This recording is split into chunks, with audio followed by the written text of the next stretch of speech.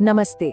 आज ना हम रेलवे भर्ती से जुड़ी एक बहुत ही जबरदस्त खबर को समझने वाले हैं और इसका आधार है रवि कॉम्पिटिटिव क्लासेस का एक एनालिसिस। ये एक ऐसा पॉलिसी चेंज है जो तैयारी कर रहे कई लोगों के लिए सच में गेम चेंजर हो सकता है। कभी ऐसा हुआ है कि कोई सपनों की नौकरी बस एक नंबर से रह गई हो? अरे ये वो फीलिंग है ना जो बहुत से कैंडिडेट समझते हैं। ऐसा लगता है कि काश थोड़ी सी किस्मत होती तो बात ही कुछ और होती। चलिए आज इसी मुद्दे की तह तक चलते हैं। तो चलिए पहले ये समझते हैं कि आखिर ये प्रॉब्लम थी क्या, जहां सीटें खाली होने के बाद भी मौके हाथ से निकल जाते थे। देखिए, सारी कहानी शुरू हुई पिछले साल के एक फैसले से। रेलवे भर्ती बोर्ड ने रिप्लेसमेंट पैनल, जिसे हम अपनी भाषा में वेटिंग लिस्ट कहते हैं, उसे खत्म करने का फैसला कर लिया था। तो ये रिप्लेसमेंट पैनल या जिसे हम वेटिंग लिस्ट कहते हैं, होता क्या है? बहुत सिंपल है। ये उन कैंडिडेट्स की एक लिस्ट होती है जो मेरिट लिस्ट में कट ऑफ से बस जरा सा ही नीचे होते हैं। अच्छा, तो जब ये लिस्ट हटा दी गई तो इसका सीधा असर नौकरी के मौकों पर कैसे पड़ा? आइए देखते हैं। ये जो कंपैरिजन है ना, ये पूरी कहानी एकदम साफ कर देता है। मान लीजिए 100 पोस्ट हैं और 10 सिलेक्टेड लोग ज्वाइन ही नहीं करते। अब वेटिंग लिस्ट के बिना क्या होता था? वो 10 सीटें खाली और 101वें नंबर वाले कैंडिडेट को अगले साल फिर से 0 से शुरू करना पड़ता था।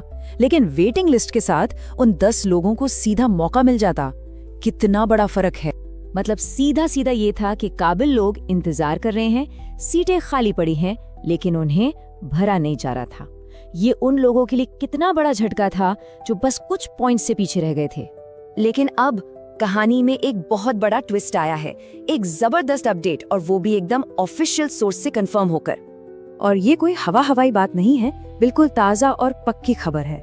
जैसा कि रवि कॉम्पिटिटिव क्लासेस ने अपनी जानकारी में शेयर किया, एक कैंडिडेट ने 13 दिसंबर 2025 को एक RTI डाली थी और उसका ऑफिशियल जवाब रेलवे भर्ती बोर्ड ने 9 जनवरी 2026 को दे दिया। अब देखिए, यही है वो सबसे जरूरी हिस्सा। ये RRB का सीधा ऑफिशियल जवाब है।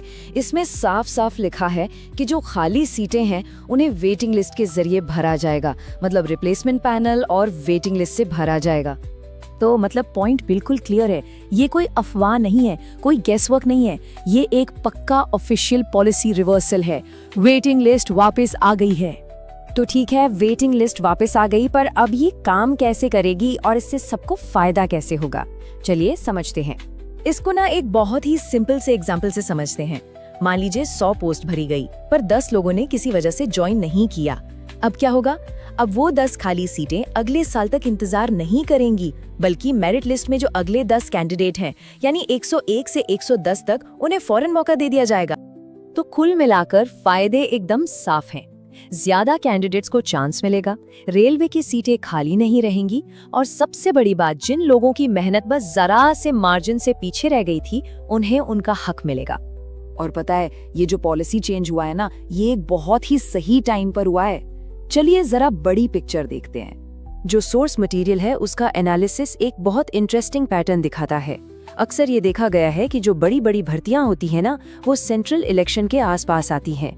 जाहिर है, ये सरकार के लिए रोजगार के आंकड़े दिखाने का एक बड़ा मौका होता है।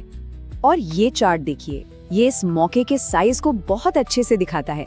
2024 में करीब 1,20,000 पद, 2025 में ये कम होकर 60,000 रह गए। लेकिन सोर्स का जो अनुमान है वो ये है कि 2026 में इलेक्शन के असर की वजह से ये आंकड़ा सीधा 1.5 लाख तक पहुंच सकता है। हाँ, 1.5 लाख। सोर्स का अनुमान है कि 2026 के भर्ती साइकिल में 1.5 लाख तक वैकेंसी आ सकती हैं, और इसमें ग्रुप डी में ही अच्छी खासी पोस्ट होंगी। तो अब जरा इन दोनों बातों को एक साथ रखकर सोचिए। एक तरफ इतनी बड़ी संख्या में वैकेंसी आने का अनुमान है, और दूसरी तरफ वेटिंग लिस्ट का सेफ्टी नेट भी वापस आ गया है। ये दोनों मिलकर कैंडिडेट्स के लिए एक जबरदस्त, एक गोल्डन अपॉर्चुनिटी बना रहे हैं। तो आखिर में ये खबर तैयारी कर रहे लोगों के लिए पूरा गेम बदल देती है। मौका बहुत बड़ा है और अब एक सुरक्षा कवच भी वापस मिल गया है। तो अब सवाल ये उठता है कि जब वेटिंग लिस्ट वापस आ गई है और वैकेंसी भी ज्यादा आने की उम्मीद है, तो 2026 के लिए तैयारी की सही रणनीति क्या होनी चाहिए?